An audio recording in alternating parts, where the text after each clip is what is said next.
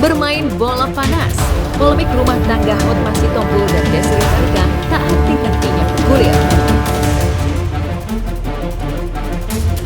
Bukannya meredam, lambat laun justru menjalar ke ranah lainnya. Jika Kamis 8 April lalu, pihak Desiree Tarigan mendatangi Komnas Perlindungan Perempuan di kawasan Menteng, Jakarta Pusat, kini giliran ART Desiree, yakni Ernie yang menyambangi lokasi tersebut. Selama 1,5 jam berada di dalam, ia mengeluhkan pelaporan yang sebelumnya kepada Desiree ke Polda Metro Jaya namun tak ditindaklanjuti.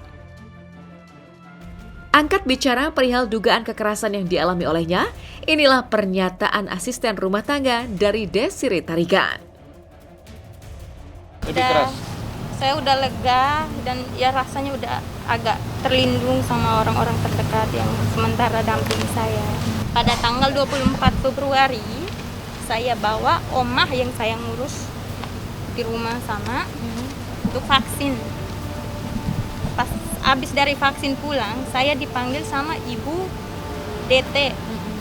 Dan saya ditanya, kamu masih berkomunikasi sama si M? Iya, saya jawab iya masih tapi jarang. Ngomong apa aja kamu? Paling nanya kabar oma gimana, sehat, rumah gimana, aman. Saya bilang gitu.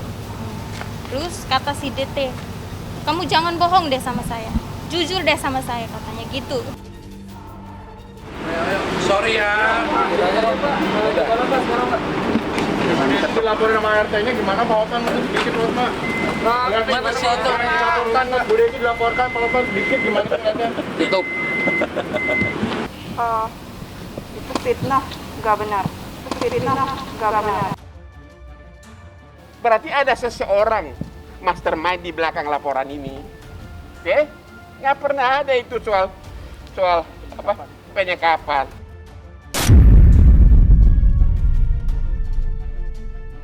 Oh, saya tidak tahu masalah tersebut. Saya nggak tahu, tidak mengetahui. Saya juga nggak kenal. Katanya udah 3 tahun 3 bulan bekerja sama Pak Hotma. Saya juga tidak begitu kenal. Dan saya tahu beliau orang baik. Jadi kalau ada omongan dia tidak kasih apa-apa di internal, menurut saya keterlaluan. Karena saya dengar beberapa orang pun di eksternal diberikan rumah, diberikan mobil oleh beliau. Jadi eksternal aja kemarin banyak yang mengakui di depan saya langsung mendapat kebaikan tersebut. Jadi alangkah naifnya kalau di internal nggak dapat apa-apa. Soal ART-nya itu, ya saya nggak tahu banyak ya, tetapi tahu kemarin saya lihat laporan di Polda dan di Komnas Kekerasan Perempuan ya. Nah itu saya pikir itu kan lawyernya juga lain, yaitu biarlah asisten rumah tangganya itu yang menjelaskan seperti apa perlakuan majikannya dulu lah ya.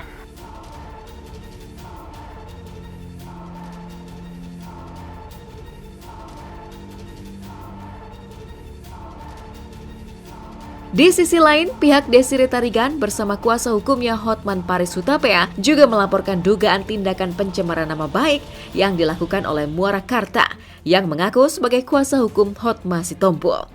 Mulai dari tuduhan terkait rekayasa pengusiran, harta gonogini, hingga menuding bahwa Desiree Tariganlah yang selama ini bermain hati di belakang Hotma Sitompul. Namun sebaliknya, pihak Muarakarta menepis jika dirinya telah mencemarkan nama baik Desiree. Oke, hari ini klien saya Desi memohon perlindungan hukum di Komisi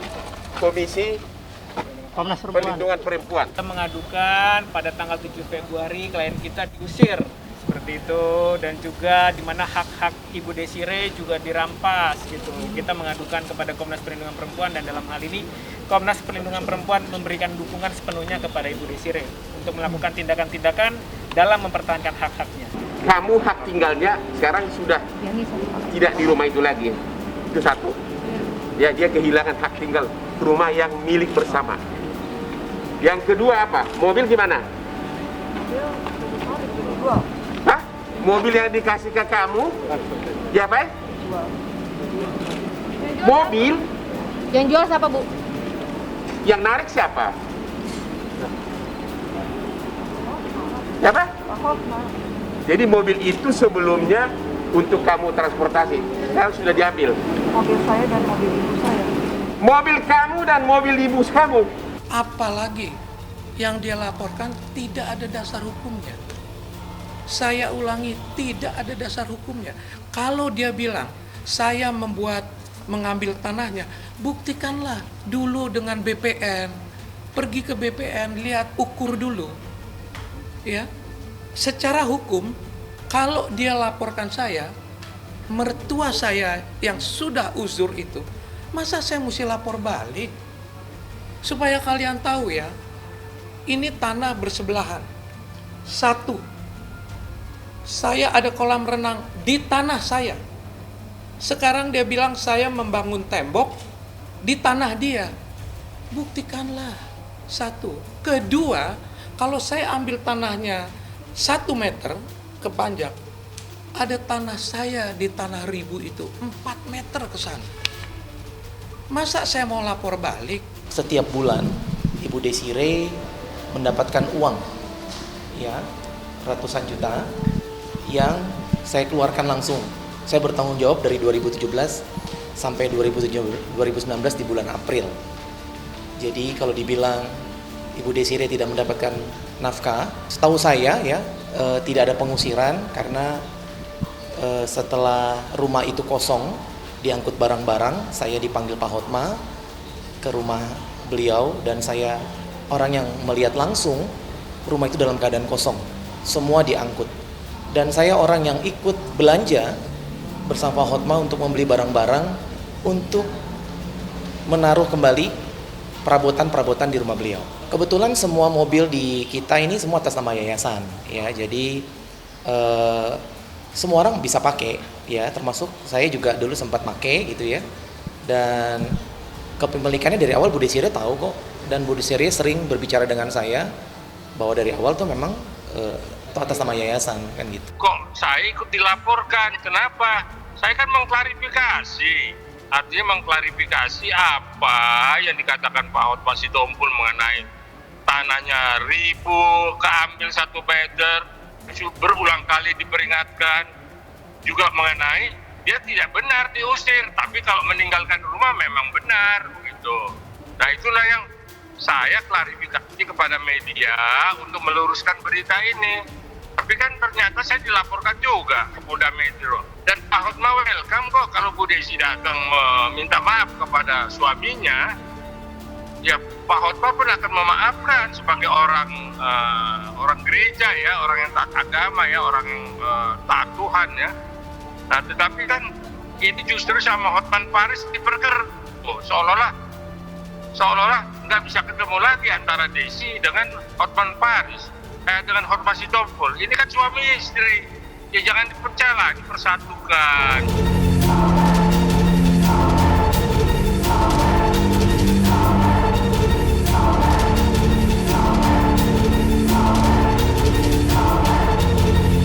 Bola panas yang dilayangkan kepada Muara Karta pun tak semata-mata ia terima. Lagi dan lagi, kini ia seakan melancarkan serangan balik kepada pihak kuasa hukum Desiree Tarigan, yakni Hotman Paris Hutapea. Menurutnya, justru Hotman lah yang tidak mengindahkan kode etik pengacara dan mencuatkan dugaan pencemaran nama baik terhadap Hotma Sitompul. Bahkan, pihak kuasa hukum telah menyusun rencana untuk melaporkan balik pengacara kondang itu. Seperti bom waktu yang akan meledak pada waktunya, inilah rencana pelaporan kuasa hukum Hotma Sitompul terhadap kuasa hukum Desiree Tarigan, Hotman Paris Hutapea. Jadi kita ini nggak pakai strategi yang sebenarnya ya. Artinya kita ini kan di pihak yang katakanlah selalu dipojokkan. Dipojokkan dalam pengertian diekspos, kemudian dengan tidak beretika, kemudian diangkat masalah-masalah rumah tangga orang gitu ya di media, dituduh ini, dituduh itu, dituduh berselingkuh.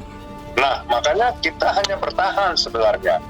Kita cuma bertahan dalam arti memberikan penjelasan bahwa itu semua nggak benar, menggarisbawahi apa-apa yang dilakukan pihak dari sana gitu ya terhadap klien kami ya, dalam hal ini Pak Hotma, yang kita anggap offside gitu loh.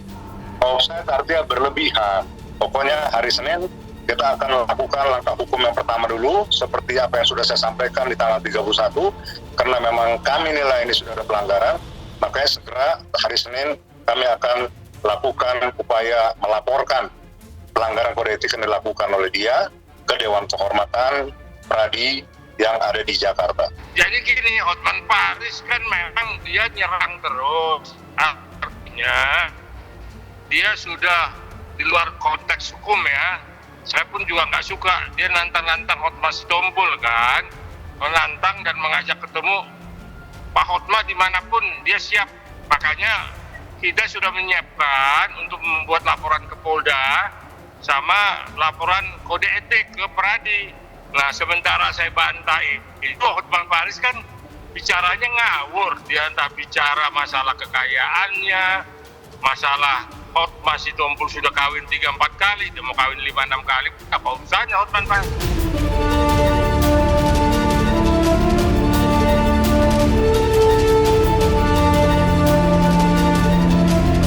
Tampaknya, dampak dari polemik rumah tangga Desiree Tarigan justru melebar lebih jauh.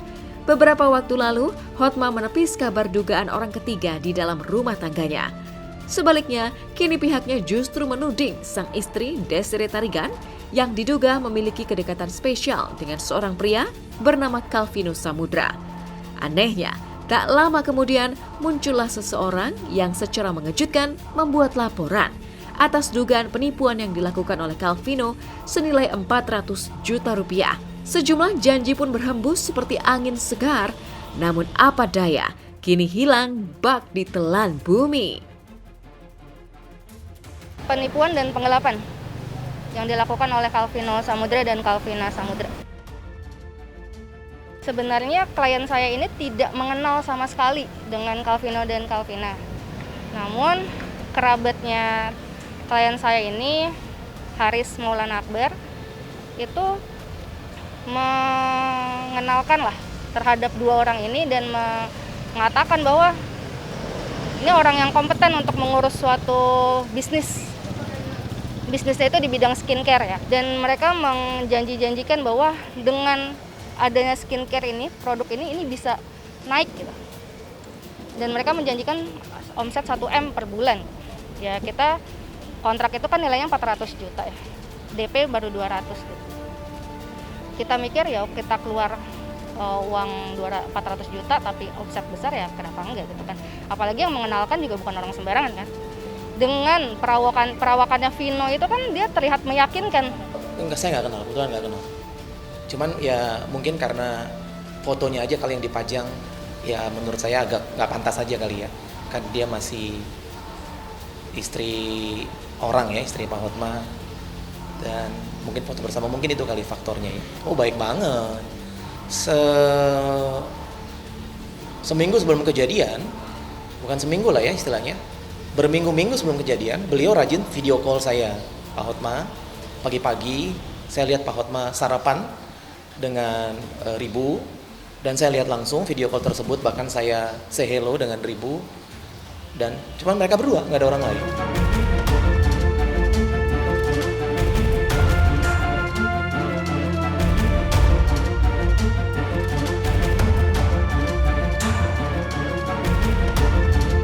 Memang, pada mulanya pria tersebut terlihat begitu meyakinkan.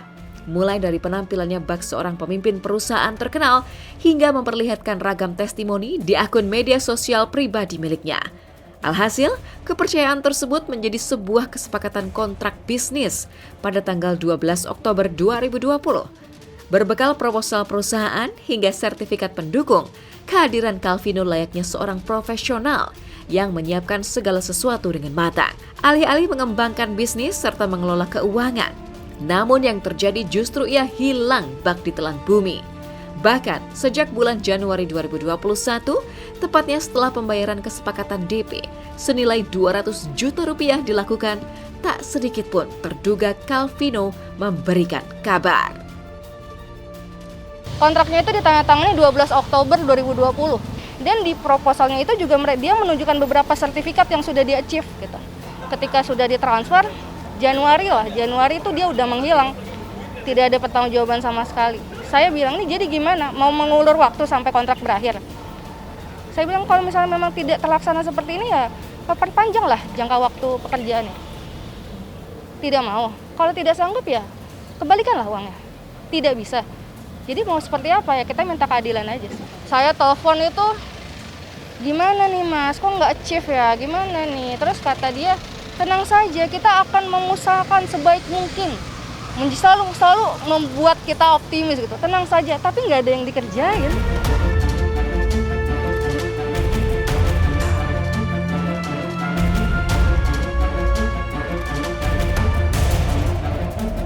Mencari jejak keberadaan dan menguak titik terang dari sosok Calvino, tim Hotshot melakukan penelusuran. Menyambangi kediaman yang digadang kantor pusat dari perusahaannya, sekaligus kediaman pria itu, namun sepertinya upaya tak berbuah manis.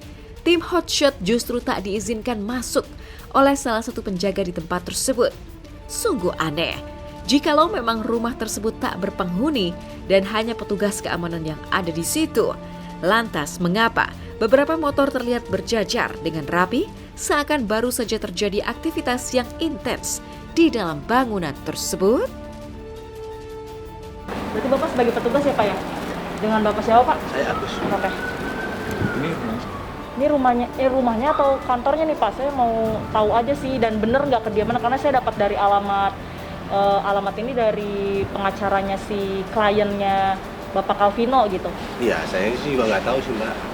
Tapi masih ada beberapa orang di dalam ya? Itu kerja juga atau gimana? Ini motor-motor? Cuma saya aja.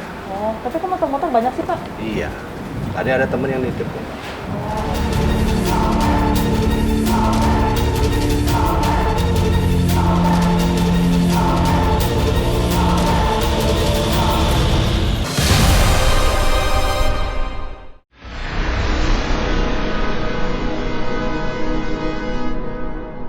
Jadi jangan lupa untuk subscribe Cumi Cumi. Ditekan ya tombol lonceng merahnya.